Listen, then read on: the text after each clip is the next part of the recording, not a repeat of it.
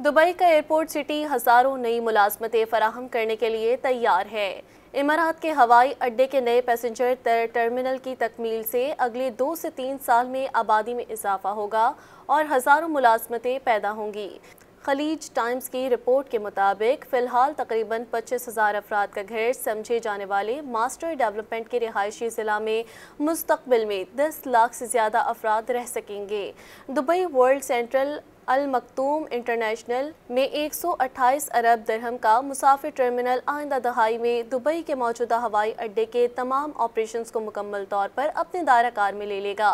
Dubai इस तलब को पूरा करने के लिए एयरपोर्ट सिटी तामीर कर रहा है। खलीज टाइम्स के मुताबिक दुबई साउथ पहले ही इमारात भर में नई तरक्की की मांग में सर फहरिस्त 5 शोबों में से एक है। दुबई साउथ प्रॉपर्टीज़ के CEO नबील अलकुंदी ने खलीज टाइम्स को बताया कि गुज़िश्ता साल अल मखतूम बैनुल-अक़वामी हवाई अड्डे पर नए मुसाफिर टर्मिनल के ऐलान से दुबई में जायदादों की मांग बढ़ रही है, जिससे इस इलाके में रोज़गार के मज़ीद मौक़े पैदा होंगे। इसके नतीजे में जनूबी दुबई में जायदादों की ज़्यादा मांग होगी।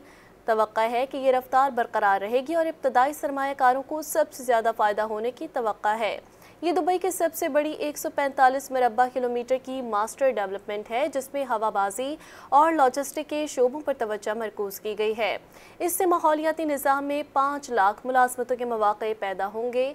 मंसूबे में हवा, ज़मीन और समंदर को जोड़ने वाली मल्टी मॉडल ट्रांसपोर्ट इंफ्रास्ट्रक्चर की तामीर भी शामिल है।